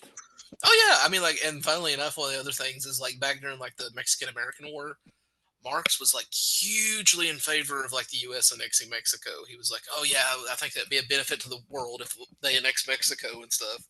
So I mean, Well, and he was what was it? It was they were all kind of like Bernie Sanders is another one. He was also kind of like, yeah, we're not big on immigration, but like since like 2016 ish and stuff like that, it's like, oh yeah, we're a little bit more tolerant on immigration. Because it used to be like, no, they would come in and they would decrease the cost of labor, and trade unions there would be less an incentive to have a union. And it's like, oh yeah, you kind of left that part out there, Bernie Sanders. And now you got someone like AOC and the squad that basically are very pro immigration. well, to even take it further back, like Cesar Chavez, like the famous, like you always, especially in Hispanic Heritage Month, you always hear about Cesar Chavez. That dude was like going around like firebombing like places he knew like illegal immigrants lived. Like that was his big thing. Like his union guys would literally go around and, like firebomb like houses because like these like the agricultural companies out there would rather hire them because they could undercut the union labor. I mean, this has been a very consistent like up until like you said 2016 or so. Like this was something that like they were aware of. They de-emphasized it in recent decades, but like I mean, it's like I said earlier. Like when it comes down to it, it's like business has a structural incentive to increase the supply of labor for the same reasons you outlined. So it's like, and then two, like I don't know if you guys remember this, especially in 2016, though. That was one big attack Clinton would always use on Sanders was like, you're talking about doing this or breaking up, this business or doing this, the banks or whatever, but like, how does that help defeat racism? How does that empower women? And I mean, it's obvious now in retrospect. I mean, at the time it plays well with the specific types of voting blocks, but it's like, it's clear what she's doing. I mean, it's clear what they're doing with that line because it's meant to like, it's they'd rather you focus on these random social issues than they would the underlying economic problems. And I mean, Yeah. on that note, I don't know if you guys remember this from like 2020, but it came out back then. Like Amazon had found that like with their workplaces, they really hated them being like majority any one race. So like if you were in a warehouse down in Mississippi, it was mostly black workers, or you got a warehouse up in say Minnesota, it's mostly white workers. They hated that because it made them more susceptible to unionization efforts. So like Oh yeah.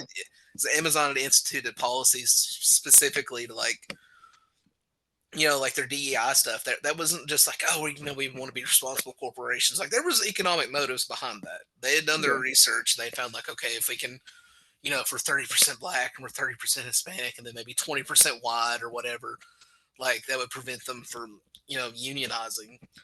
I mean, it's like I said earlier, there is structural reasons to all this. I mean, it's like you said, like you don't want to be a Marxist, but you do. Their analysis to a certain extent does have it does hit on some of the valid points there.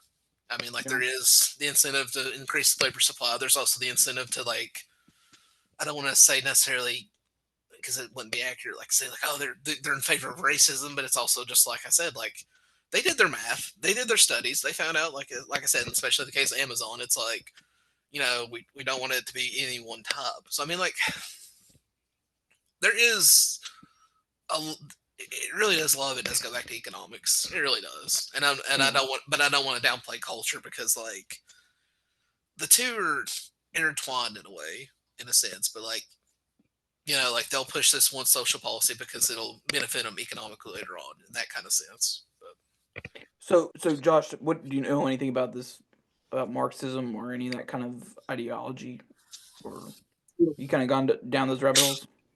I have before, but kind of like where do you like? Because I just want to make sure because like I don't know how you want me to go about it, but like is Well, there I guess like where I'm thinking about it is I'm like uh, it's almost kind of like so Marxism was all about when the whole thing was like, or maybe it's communism, seizing the means of production, right? Wasn't that kind of the whole idea? And so I guess when I kind of look at this, is it's like, okay, maybe people don't need to seize the means of production, but they need to have some sort of say in it, right? Compared to businesses owning the means of production, like there's some sort of middle ground. And I guess like where I was kind of asking you is, it's like, okay, well, what is that middle ground in this whole argument? And isn't that almost just kind of like what FDR did during the New Deal?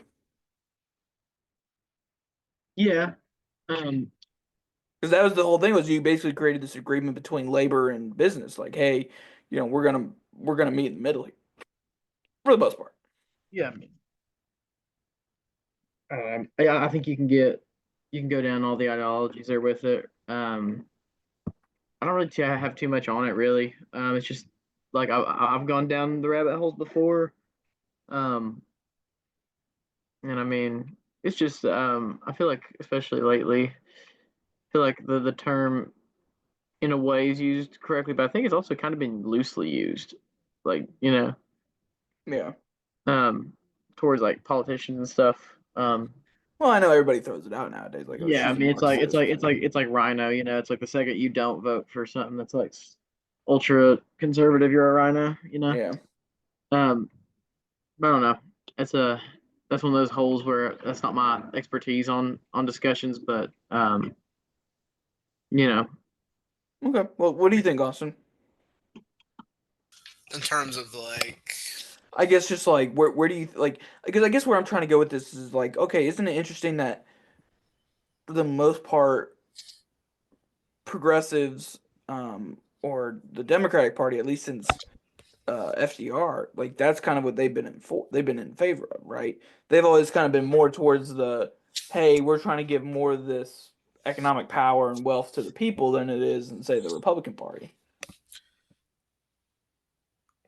I mean, that would be their historical claim to it in terms of being more of like the lower class and working class party. The Republicans traditionally were like the party of like, I guess the suburbs would be the best way to put it, like white collar, that kind of thing.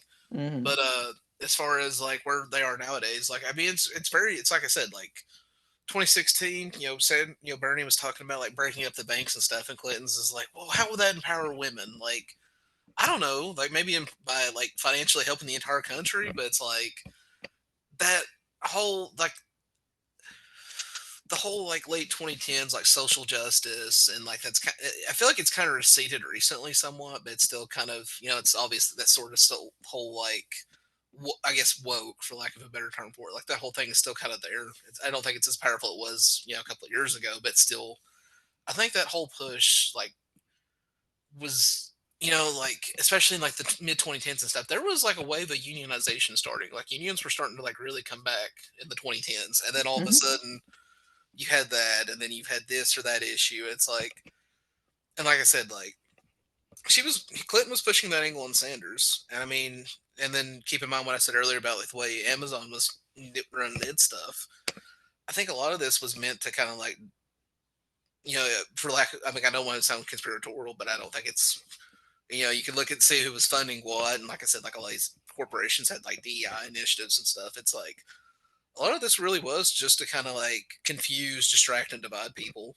And I'm like, So would you say that's the same thing with women empowerment and getting into the labor force? Do you think that's mostly just a way to lax labor costs? Like I was thinking about that. What I was thinking about was like, oh, isn't it kind of interesting in like the 70s and 80s, really when this stuff kind of really started kicking off?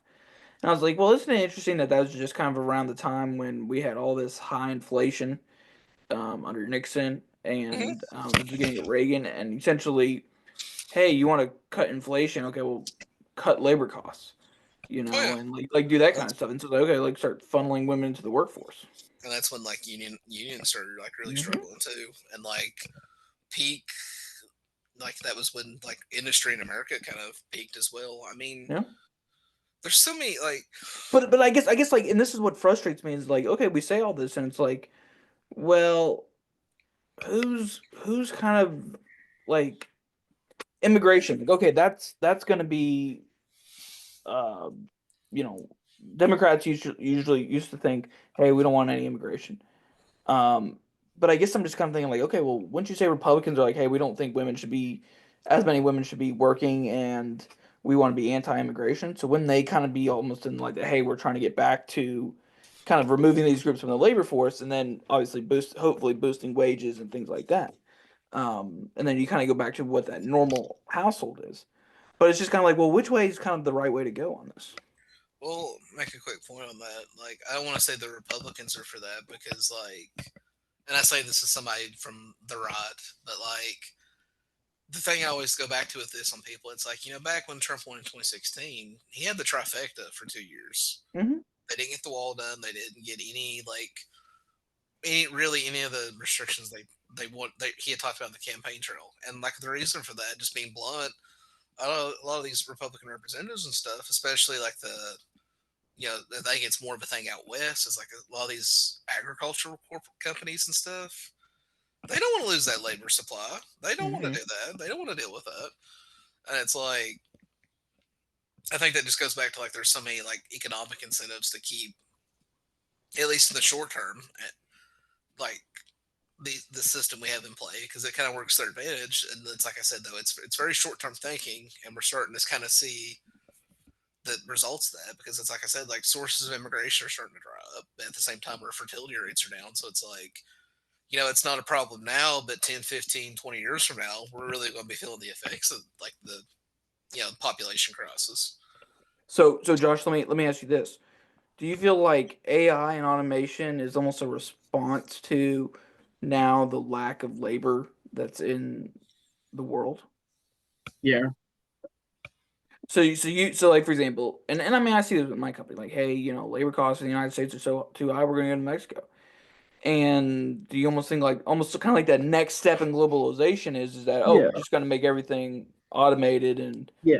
you It's know like it's a way to cut it down. I think labor costs are high, and and in a way, like I mean, it's not ideal because I mean, I think there are professions that um, that I hate to see it, but are going to probably go away because of it eventually. I mean, and that could be distant. I mean, we're kind of seeing like the the low steps on it, but yeah, I think it was definitely created as a way to offset it, but I don't know what full trajectory is going to look like with it. I mean, I just don't know.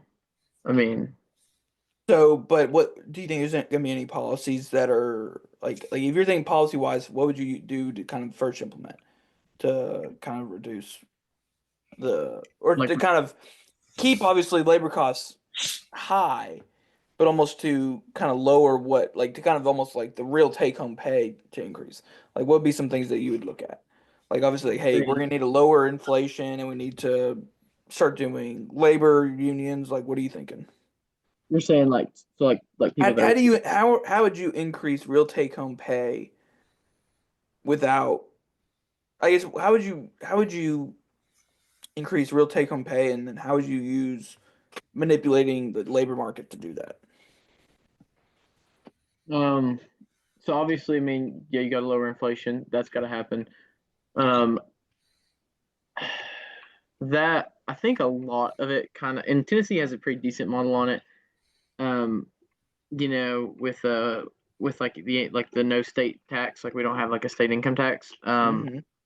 I think that would help in a lot of other states. But also, my question, and I guess this is a question for you now, is do you think like let's say you get rid of income tax, and instead of doing income tax, you just like add, move the tax over to like a sales tax or a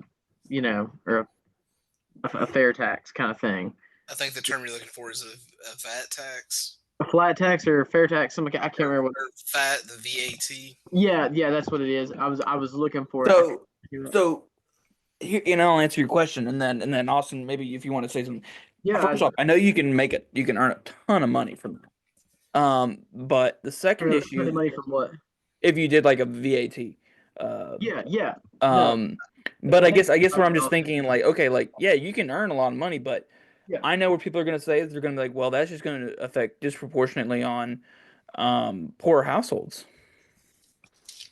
compared to an income tax, which is obviously going to be what's it called? Is it proportional? Progressive, a Progressive. progressive tax system, to Aggressive. Yeah. where obviously if you're the more money you make, you're going to pay more. And so like I guess like for a lot of liberals would be like, no, we're not going to do that because that's going to put a tax on how much you spend and everything like that, which are going to hurt poor people. And so I guess like for me, it's like I don't know. I mean, I love it because I'm like it's a way to make some money, and God knows we need to make a little bit more money. Um, Real. but I don't know. I mean, I'm not entirely sure how that would kind of affect um, how labor would be involved in that. Accountants probably hate this conversation, but I mean, I think you should change capital gains. I mean, that's a given. But I think adding another VAT on there probably won't do any good. But I don't know. I mean, make the case. fair. Austin, what you got? All right, now let me set this. Let me set the stage here in a sense. Are you Here we asking what you could do with like the government, or are you asking what you could do in like an ideal world? I guess like go. what if you're a president, how are you gonna boost those real take home wages? What were you gonna do? What are you gonna emphasize? What are you gonna make sure doesn't happen? There is so many. This is something that like I've been sending stuff in the group chat recently. Like I think you guys saw that the other night with like the one thing I sent, like the three things I sent actually. Like there's so many ways you could do this, and it's so frustrating to me that like we never attempted. Like okay, back in 2021 when they were talking about increasing the minimum wage, and like one of the big like arguments against it was like, this will hurt small businesses or whatever. Senator Hawley of Missouri came out with a proposal, published it and everything. I can send it to you. I still have it saved to my phone. He was like, "Here's a way we could do that without hurting small businesses." He had like devised like a tax credit scheme basically to where it's like even if they're paying that wage, it kind of would even out with them through the tax credit, if I remember correctly. So it's like that's one way that right there. If you increase the minimum wage, that'd be a big one. Now I know the counter argument that is like, we'll increase automation. It's like, yeah, but like, Yeah, you're gonna get the automations, and you're also gonna get like the then price of everything is going up, and yeah, I mean, This is well, honestly what everything you're saying right now is one of the reasons why I'm like, I think increasing the minimum wage is a good idea, but let me. I don't think it's gonna solve the problem. so what though? It's What are you gonna raise? Like $15. I Okay. would say raise it gradually, maybe over the course. Like Virginia is basically doing a thing right now, where they're raising it gradually over the next few years. Raise it gradually over the next few years. Have Holly's proposal for small businesses, and then index it to inflation, and then be done with it. Now, as far as like, Well, but I mean, but I want to, no one wants to do that with indexing the minimum wage to inflation. which I think we should. I mean, I know nobody wants to do it for obvious reasons, but like, I think it just in terms of pure policy, it makes sense just to kind of remove it as an issue. For Oh, one, man, but I agree. I mean, I agree on that, but it's just kind of like, it's never gonna happen. If like Josh is saying, if anything, you're just gonna incentivize automation. well, now I want to push back on the automation, You're the losing my automation. McChickens, dude. I want to push back on that a little bit. So like, okay, so which countries in the world have the highest automation rates? I think Japan's pretty high, right? Japan and Korea. Japan, China, South Korea, Germany. Super high. Yep. There has been study after study that shows like the reason manufacturing declined here in America. There's multiple reasons. So I'm not trying to say it was just this one or this reason or that. The U.S. has an insanely low rate of automation in our industrial sector. So like China has, I think it's like 10,000. I have it saved somewhere because there's so many articles about it, and I can send them all to you guys. Like China has like I think it's like a ridiculous number of like industrial robots per worker. Japan, same story. South Korea, same story. I think Japan, Germany are like 300 industrial robots per like 10,000 workers. The U.S. is like 100. And then so it's like it's not. And then too, there's so many historical examples you can point to. Okay, so like the one really good one. So when like the automobile came about, stagecoach drivers obviously went out of business, but we replaced stagecoach drivers with bus drivers. I mean, the automation argument, I think, is more of a cop out than it is in factuality. Like a recent example of this. So back when ATMs became a thing, there was a big concern because it's like, okay, now we're not going to have as much of need of bank tellers because now we've got these ATM things. Why do we need bank tellers? So what they actually found over the 2 decades after they introduced ATMs, yeah, the amount of bank tellers decreased in terms of like per place, but they reduced the overhead costs of opening a bank branch so much that there was, instead of now having 20 bank tellers at one bank, you now had 10 banks with two bank tellers per bank. It the automation argument, it really is kind of a cop out. I mean, yes. Well, so I hear you, and I definitely agree with that. But I think for me, when I look at this issue, I guess the answer that I would pick is kill immigration, and I would have it be Oh yeah, I mean, shifted 100%. from working Yeah. class, poor to Smoothie. middle class, upper class, all that kind of stuff. And now I would say I wouldn't say you need to let everybody in. I think you would see probably at least a third reduction into maybe 2/3 reduction into how many we let in. And then And and then you have to realize that people are going to come in regardless. But it's like that's what you got to really limit it at. And I think that You'd see a you'd see a doing good- that, obviously, you're going to have well, like we said, now you're going to have more automation. Now I think that's going to kind of like what you're saying is like, okay, well, you take these jobs here in the United States, and I say first off, I'd rather have jobs taken here in the United States and stayed here in the United States to have those mechanics converted over to software technicians who have to repair the equipment or whatever it is. And I think like when you look at certain fields like textiles, it's like we can automate the fuck out of that shit, and really kind of get it to the point where we could bring some of those kind of jobs back, and then it's like now you're having a plus, and so I think you can kind of get it to even out. But I think the issue is that is really going to be how do you get this population that you have now into a population that can do that and have the skills to do that. And that's why I'm always big in education, because that's the piece that's going to dictate how much of those other things can happen. You have to have people that are educated enough to go in and be people who can work in those next generation jobs. And I feel like we don't really do very well at that. Like I was looking at college, like there's only like 20%. What is it? Like only 20% of the United States has ever graduated from college. And I'm like, well, I'm talking to the 3 people who on here who have graduated from college. Most people I know have graduated from college. So I'm almost kind of like, well, like, there's something missing here, And I think I'm like, that's holding us back. I don't think it needs to be college, but it's like that's a huge kind of impediment that we got to get over if you want to Well, have any of these other things. I think it goes back to like what I said earlier, like short term thinking, especially like the last 4 decades, has just dominated. It's like you said, like we stopped investing in our own education, so that's why they came up with the H-1B visa thing. Because it's like, oh, we don't have to pay. Like back in the day, like businesses had like dedicated like hey, like we'll pay for your education. You come work for us. We want educated workers. Hey, college ain't for you. Well, guess what? We've got this apprenticeship program. You can get into the factory. You can get into these trades.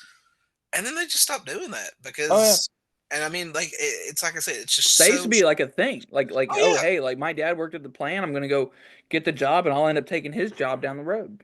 oh yeah. It was like within like living memory. It was we're all from you're from Maryville, ain't you? So you're still kind of like Yeah. Southern Appalachia. I mean, me and Josh, especially where we are, like the TVA was like the big thing back in the day. Like Yeah. it's like within living memory, a lot of this stuff was just like, hey, like you get this apprenticeship, we'll get you on board, and like that, you're set, man. And a Hmm. lot TVA of in it's Eastman, the TVA in Eastman, Austin. yeah, but that brings back so many. Well, I was Yeah, gonna say Eastman and Dom Yeah. Tar and all the other plants in there. And now they don't even do that. Like my uncle, like he was born back in like I think it was 44, so he came back from Vietnam, got a job at the Eastman, and worked until like the 90s or whatever. They were getting like, dude, back in like the 80s, dude, and like 90s, dude, like, dude, they would get like new cars at like Christmas and Oh Oh shit. yeah, yeah, yeah. oh yeah. Dude, like they were like, It was like a new phone, dude. They get it every 2 or 3 years. we were And that getting gold was watches at 30 years, baby. one thing. Like my mom used to be like, oh, if you college don't work out, just go get a job at the Eastman. And it was kind of funny because my uncle before he died was kind of like, I do not recommend that to anybody now. He's like, it's just Yeah. gotten so bad, and that was a man that basically spent his entire career there. And it's Yeah. just how much things have changed. Like, But do you think the Republican Party is working to help that, or do you think it's like I guess this kind of goes back into do you think the Republican Party is actually as pro labor and working class as their perception is nowadays? I don't think either party is like really pro labor. I do think the Republican Party is moving in the right direction. At least I hope so. I mean, like, I think I made the joke on here before. Like, there probably is some like 104-year-old like New England Republican that was like doesn't really care they took out the pro life plank this year at the RNC, but he's absolutely livid they had the Teamsters Union there. Oh yeah, And I mean, I don't know if you that's how saw my that. granddad was. He was like pro abortion, but he's like no, some of this business stuff and these labor unions, not a fan. And I'm What like, you mean from the okay, RNC? That's a very New England Republican thing. That's kind of funny well, actually. Now, where we're the part of the South we're from, like the tradition was more like, I'm a union man, I'm a good worker, but the reason a lot of like of them started voting Republican, it's like I can't support abortion, I can't support amnesty for draft dodgers or mhm. whatever. I mean, like that was it's kind of the flip. It was more the social issues that produced the change, but like you know. There is good signs, like I said, like it is telling the Teamsters Union was there this year, and then where Trump's kind of taking. I don't want to get into it because I kind of see both arguments on it, but like the Longshoremen Union, like I don't know if you saw that, but like Daggett the other day was like, I'm glad to finally have like a pro labor Republican in office or whatever. I Yeah. mean, and then too, like Vance has been very supportive of Lena Khan, who was Biden's FTC pick, and she's Yeah, been like I think I want to do an episode on him. I think he's going to be an interesting kind of political Vance, force in or the next few years. Yeah, Vance. I think he's definitely the future in a sense because I mean he's definitely. And it's like I said, like you got Vance doing that, and earlier I mentioned Holly's proposal, and like there is like a new generation that's more willing to do kind of more, I guess you would say, populist stuff. So I mean, there Mhm. is decent signs in that regard. I think it just, I hate to say it, but it just comes back to the boomers, man. We got the day of the pillow, man. Um, Josh, I want to leave this to you because then we can hop this off. Um, but I always remember what some people would call COVID is the boomer remover. So that's what the disease was called, the boomer remover.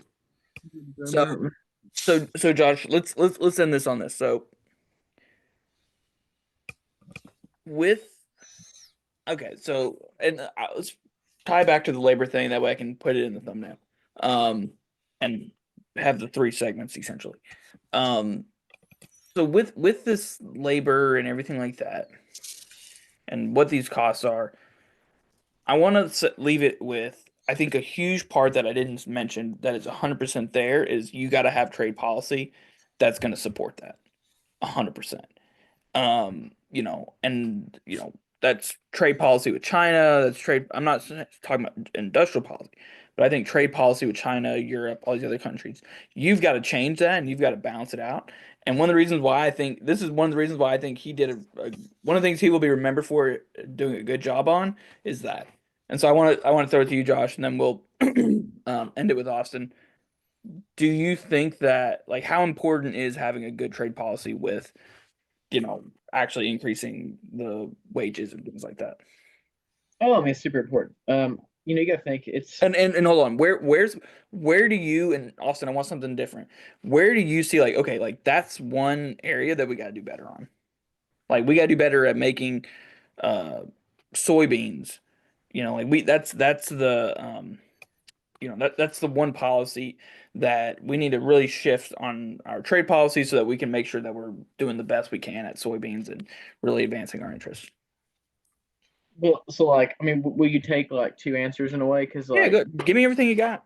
yeah. So I can agree with what you said, and if it's too broad, tell me. I do think immigration, like you said, I think, man, it kind of we sat on it before, but just fix it a little bit like that.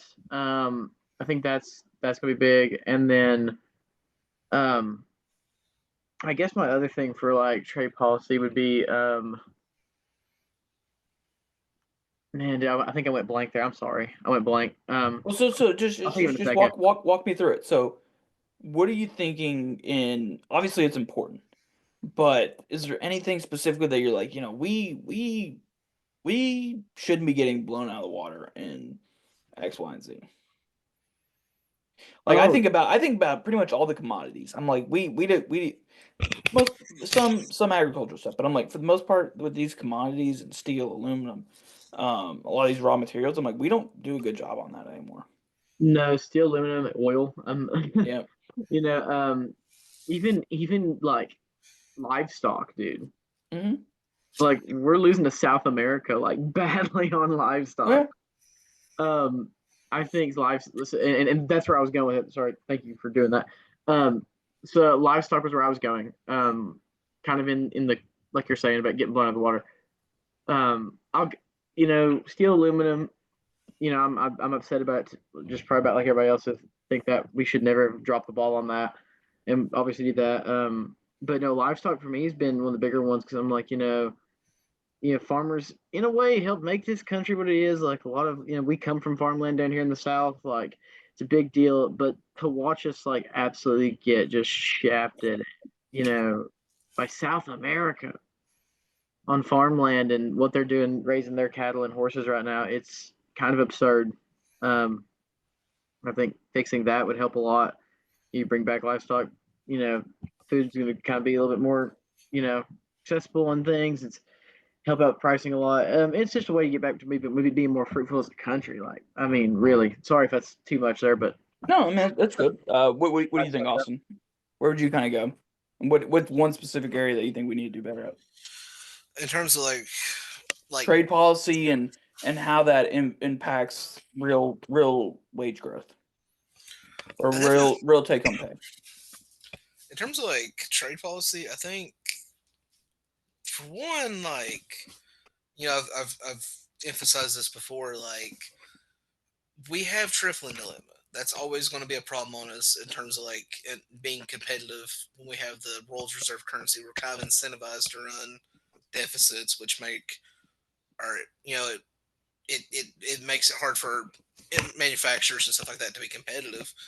I think one thing we really should work on in terms of it's kind of more foreign policy than it is just strictly trade policy. I would work to do the bank war. I mean, I've talked about it before. That'd be one thing. Now, in terms of like domestic stuff, I keep emphasizing the theme tonight of like very short term thinking. One of the things you could do domestically is implement a Tobin tax, which kind of makes it harder. Like businesses right now are incentivized to post profits instead of like do like long term like investments in themselves. Like back in the day, it was like I said earlier, like businesses would like, okay, we'll invest in our workforce because if we have skilled workers, they're really productive. That's worth it. And now it's more like our investors want to see like short term, like quarterly profits. If you implemented like a Tobin tax, that would kind of, in a way, force it to kind of think more long term. Because now it's like, well, we really can't. It's not as economically advantageous to do like stock buybacks. So now we need to like invest in like our say our like earlier I said like America has like 100 industrial robots per 1,000 workers in So industry. do you think they need to project like 5-year projected earnings? Maybe, I don't like if I think that would depend on the business, but I think if you introduce incentives to force them to think more long term and kind of change the business culture from like, we just care about quarterly profits to like, okay, like, we're more concerned with like the long term fundamentals for our company. Like, we want to be a long term manufacturer of steel. Well, we'll have to invest in a workforce. We'll have to invest in like the machinery for it. And I think you can introduce incentives to that.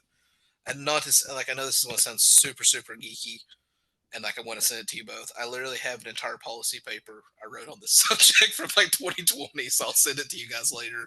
Because I was literally when you said that, I was just looking through it and like, uh, there's so many things we could do. Like, I know all about you and your policy papers, Austin. Thank you for the 3 a.m. like. I know I'm really bad for that too. Like, 3 a.m. Let me send you everything. Let me send you everything that's on my reading list. It was like 3 a.m. dude, and like I see like it's like it was, and I guess you like copy and pasted it. It's like a quick chat from Austin, and I'm just like scrolling through, and I'm just like I started reading. It was interesting, and I was just like, thanks. Yeah. I was like, I think it's more concerning that I'm up right now. I think Austin knew that, but it was like, we're here. I'm horrible for like completely off topic. I'm like horrible to be like, if I don't send this now, I will forget it. So Yeah. like, I have to send it to them now. But yeah, but yeah, I mean, I definitely think it's possible to like do stuff to like fix. It's just you gotta have. I mean, honestly, a lot of it comes down to just like I don't want to say weak leadership, but like we've incentivized short-term political or economic thinking over like long-term considerations, and I think that really shows in like the consequences of that. Yep. Okay. All right. Let's leave it here. All right, see you, boys. All right, give me 1 second here, Austin.